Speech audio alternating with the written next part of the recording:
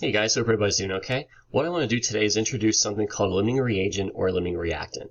This is the first part of our lesson on these, and it's going to focus on a conceptual understanding of what limiting reagents are.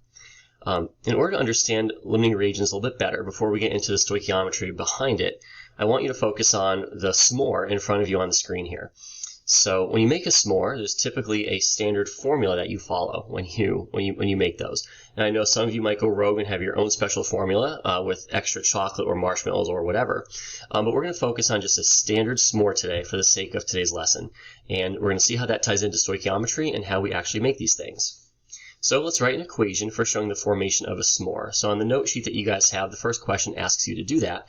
And I'm going to help you out by writing the formula for it here. And we're going to focus on this as we answer a couple questions about it. So when you make a s'more, typically we're going to have 2 graham crackers. So we have our 2, and we have graham cracker is of course GC, obviously. That's our elemental symbol for graham cracker. We have our 1 piece of chocolate. Clearly that is C, all right? And we have our 1 marshmallow. It's a plus sign. And clearly the elemental symbol for marshmallow is MM, all right? What we're going to do then is combine all those elements, right? And we're going to create a s'more, a compound. So it's going to be GC2CMM, okay? Looks kind of ridiculous, but this looks like a one big synthesis reaction, right? Where we're taking all of our elements and combining them into a compound with some chemical bond in between them. So we could even add, look at us being official here. We're going to add a delta H, okay, above our yield sign, because of course we're going to add heat in order for this reaction to occur. So an endothermic process to make this reaction. So the first question says, how many s'mores can be made with 16 graham crackers? So think about what you can do with 16 graham crackers, how many s'mores you can make, and we should end up with an answer of 8, right? If it takes 2 graham crackers to make 1 s'more, and we have 16 graham crackers, of course that's 8. The next question says, how many s'mores can be made with 1 marshmallow? Well, in our chemical equation, we need 1 marshmallow per s'more, so it looks like we're at 1. And then the last question in this first series here, how many graham crackers would you need if 8 pieces of chocolate are to be used up? All right, so I want to use up 8 pieces of chocolate. How many graham crackers would I need? If you look at your chemical equation up here, and you probably know without looking, but look at your chemical equation. For every 1 piece of chocolate, you need 2 graham crackers. So if we have 8 pieces of chocolate, we're going to need 16 graham crackers. All right, so there's an assumption that we made here with the first 2 questions here, where it says how many s'mores can be made with 16 graham crackers and how many s'mores can be made with 1 marshmallow. The assumption here for those is that we had enough of all the other ingredients. Okay, some of you may have thought for that first question right here, you may have said, well, I don't think we can make any s'mores because I don't have other stuff. It says I just have 16 graham crackers. It'd be the worst s'more ever, right? So you might say 0. Or we can make, like when I said 8 as my answer, the assumption was I had enough of everything else. Same thing here with the 1 marshmallow. All right, if I have 1 marshmallow, I'm assuming I have at least 2 graham crackers and 1 piece of chocolate to make a s'more. That's how I got the number 1 there. So a lot of the stoichiometry problems we've done so far have only given us 1 reactant out of maybe multiple reactants.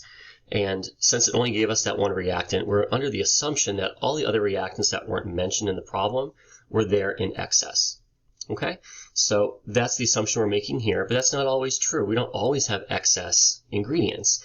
And a great example of that is right here for the last example on this slide. So write an equation to show what would happen if you made s'mores, had 16 graham crackers, 9 marshmallows, and 11 pieces of chocolate. So let's go ahead and actually write these as part of our chemical formula, okay? So we have 16 graham crackers.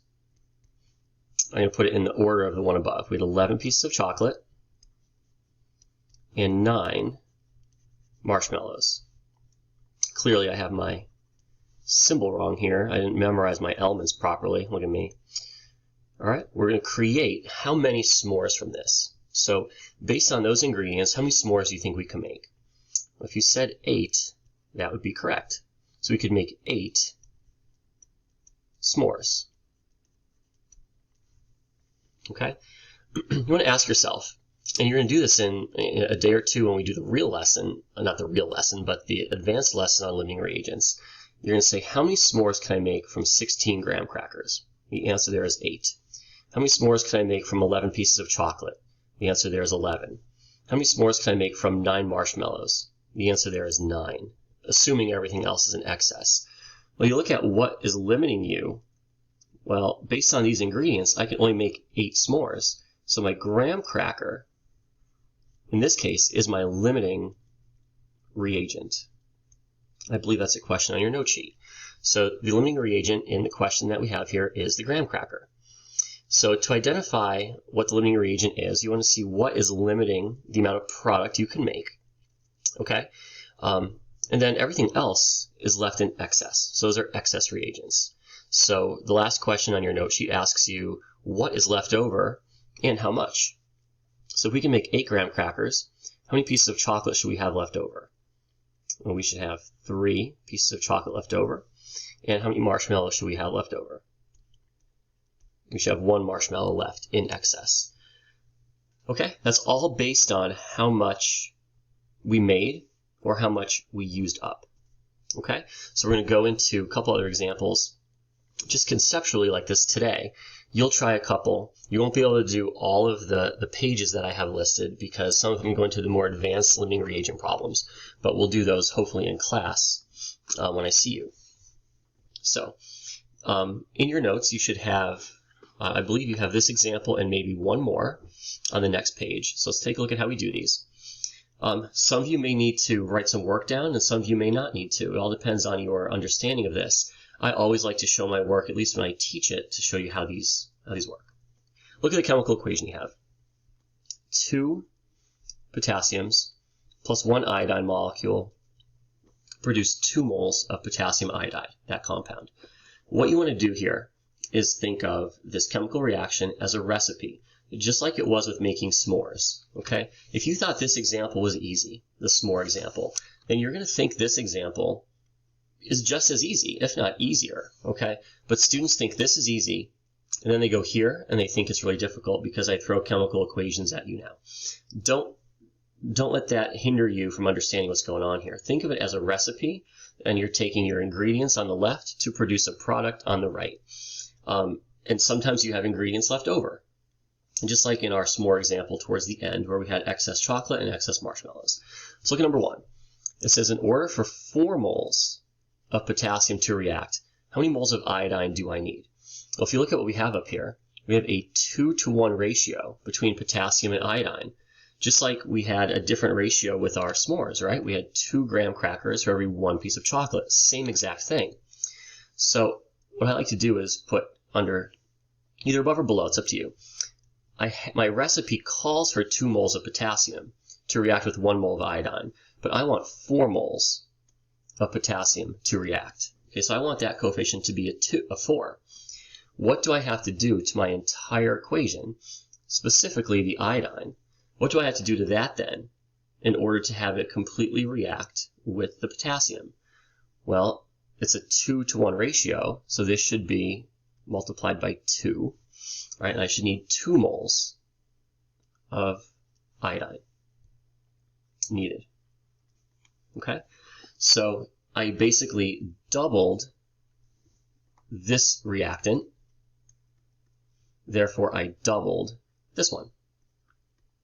If you have a recipe to bake cookies and you want to make twice as many cookies, you're not going to double one of your ingredients, you're going to double all of your ingredients, right? That's the same idea that we have going on here. Okay, so let's go through a couple more. It gets a little more difficult than this. Next question. To produce 8 moles of Ki, blank moles of I2 are needed, along with excess potassium. That means we have extra potassium. We're not going to run out. We have potassium galore, all right? I want to make, instead of 2 moles, I want to make 8. All right, so instead of making, I don't know, 2 cookies in this recipe, I want to make 8 cookies. What should I multiply everything by to go from 2 to 8 moles of Ki, or from 2 cookies to 8 cookies for this example. If we're focusing on iodine, 1 mole of iodine makes 2 moles of potassium iodide. So therefore, here I multiplied by 4. Here I need to multiply by 4, and I end up with 4 moles of iodine needed. Okay? Next one. Blank moles of Ki will be produced if 6 moles of I2, I'll put that up here, is combined with 2 moles of potassium. Okay, now for an example like this, we actually do have both of our reactants given to us. So let's see if we could figure out how to do this. Look at your coefficients that are given to you. For this reaction to occur, again, 2 potassiums with 1 iodine to produce 2 moles of Ki. Let's just go through the reaction as many times as we can. Okay, so I'm going to go through the reaction 1 time. Okay, when I go through the reaction 1 time, I use up 2 moles of potassium, I use up 1 mole of iodine, and I produce 2 moles of potassium iodide. Okay, so the reaction proceeded 1 time, and that's what I've used up. Let's see what I have left after that happens. I started with 2 moles of potassium. I used up 2 right here the first time I went through the reaction. So right now, I don't have 2 left, I have none. Look at your iodine. I start with 6, I used up 1, I have 5 left. Okay, so ask yourself now, can I go through this reaction again? The answer is no, I can't, because I'm out of potassium, so the reaction shuts off. Okay, the extra iodine, 5 moles of it, is just sitting there. It's not going to do anything. It can't do anything because there's nothing for it to react with. So to answer the question, we're going to produce 2 moles of potassium iodide from that setup that we have. If I were to ask you what the limiting reagent is, the limiting reagent is what you run out of first. It limits how much you can make. That's potassium. If I ask what the excess reagent is, that is iodine. That's your excess reagent. And I could ask you how much is in excess, and that would be 5 moles. Okay, let's go ahead and knock out the last 2 examples here. Hopefully you're getting the hang of it by now. If not, we'll do a couple more. So the next one, it says blank is the limiting reagent if 6 moles of K, so we're going to have 6 moles of potassium reacting with 4 moles of iodine. All right, so let's do what I just did on the last one. Let's go through the reaction a bunch of times.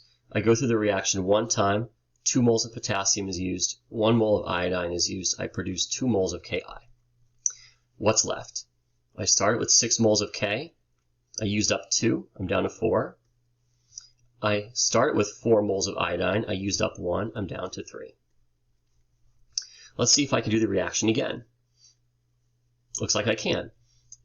I have enough of everything, so I'm going to use up 2 moles of potassium, 1 mole of iodine, create another 2 moles of potassium iodide. So I had 4 left, I used up another 2, down to 2 moles of potassium left, and I had 3 moles of iodine, I used up another one, so I'm down to 2. Let's see if I can do it again. Looks like we can. So I'm going to go through the reaction again. I use up 2 moles of potassium, 1 mole of iodine, and create another 2 moles of Ki. I had 2 moles of potassium left. I used up 2 in this third time through the reaction, so there's none left. Iodine, I had 2. I used up 1 more, so there's 1 left. And potassium iodide, I produced this much. I produced 6 moles. So the question says, what's the limiting reagent? Limiting reagent is what you run out of first, so clearly that is potassium. Excess reagent is iodine. We have 1 mole of excess reagent left. All right, let's do the last one, and you guys will try one. All right, last one. It says, blank moles of Ki will be produced when 12 moles of potassium react with 2 moles of iodine to create how much? And it says blank moles of the excess will be left over. So here we go. Again, 3rd time in a row now we're doing this. Let's go through the reaction. Every time the reaction proceeds, we use up 2 moles, 1 mole, and create 2. Let's see what's left. I started with 12 potassium. I use up 2. I'm down to 10. I started with 2 iodine. I use up 1. I'm down to 1 left. I produced 2 moles of Ki so far. Do I have enough reactant to go through the reaction again? Answer, that's yes. So I go through 2, 1, create another 2. I had 10 moles of K. I use up 2 more, so I'm down to 8. I had 1 mole of iodine left. I used it up right here, none left. And I produced another 2 moles of Ki. So can I go through the reaction again? The answer is no. I don't have any iodine left. I cannot go through. So reaction shuts off. Okay? So blank moles of Ki will be produced. The answer to that is 4. And how many moles of excess reagent are left? Right there, 8. All right? You guys can set up stoichiometry problems and do these. You're just converting moles to moles. It's that middle part of your roadmap, that mole roadmap, okay? So you can say, all right, I have 12 moles of K and solve for your product, or 2 moles of I2 and solve for your product. You can still get it that way. This is just the more conceptual understanding of what is actually going on. All right, here's the last one for today, and then you'll try a couple for homework. Take a look at the chemical reactions, see if you can do them on your own first, and then we'll check them. Okay, guys, so for the first one, it says blank moles of H2 will be made if 4 moles of H2SO4 react.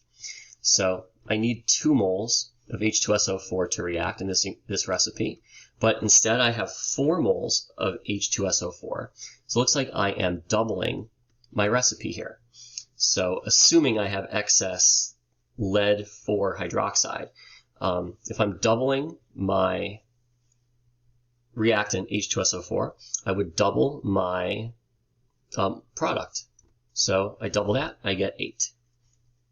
Okay, 4 times 2 is 8. Okay, next one.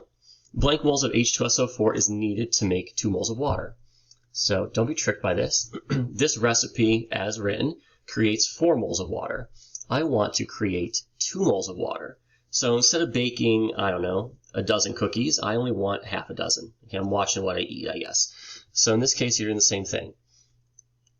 The recipe, as written, makes 4 moles of water. I only want to make half of that, so I would take my ingredients and cut them in half. Okay? If I want to make 6 cookies instead of 12 cookies, I use half of the ingredients, right? So how many moles of H2SO4 are needed? Half of 2 is 1. Okay? If I said, if this is important, if this question said, how many moles of PbOH4 is needed to make 2 moles of water? So again, I want to cut this in half. So I would cut this in half. It would be 1/2 a mole of PbOH4. That's allowed. You could have half moles or quarter moles or stuff like that. Right? It's fine. There's a couple like that in your homework. I want to make sure I mention that. All right, number 3. How many moles of H2O is produced if 4 moles of H2SO4 combined with 4 moles of PbOH4? Okay, so here's a limiting reagent problem. I have my reaction proceeding. I use 2, 1. I create 1 and 4. Looks like I had 4 moles. I used up 2. I have 2 left. I had 4 moles of PbOH4. I used up 1. I have 3 left. I can go through the reaction again. Looks like I have enough stuff. Now I'm down to 0 sulfuric acid. I'm down to 2 lead 4 hydroxides. How much water is produced? Looks like 8 moles. Okay, last one. So number 4. It says blank moles of lead 4 hydroxide is left over if 6 moles of sulfuric acid combined with 5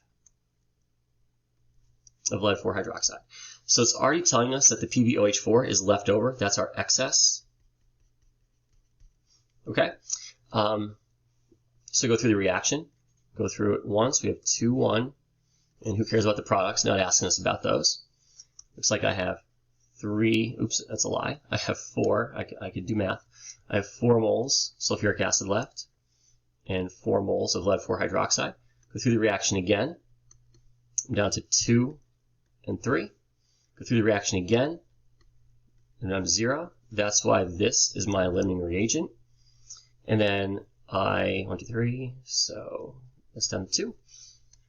Looks like I have 2 moles of lead 4 hydroxide left in excess. All right, guys, that is how you do the first part of it. So, of course, it gets a little more difficult from here, but as you're looking at these, hopefully you could get the conceptual understanding understood and have that down. And I think that's the important part for today. So think of it as a recipe and your ingredients used to make something. And what are you doing to either your ingredients or your product? Are you doubling it? Are you tripling it? Are you cutting it in half? And whatever you do to one, you should, like your products or your reactants, you should do the other. So for your limiting reagent homework, there's more to it, like I already said. But numbers 1 through 9, you should be able to do now, okay? And it's just literally exactly like the examples here. All right, so use these to help you. We can talk about them in class if you're stuck, but you should be able to get most of them. And after the next lesson, you'll be able to work on the rest of them. All right, so for now, just worry about 1 through 9 on the next page or two, and we'll talk about the rest when we get back in class. All right, thanks, guys.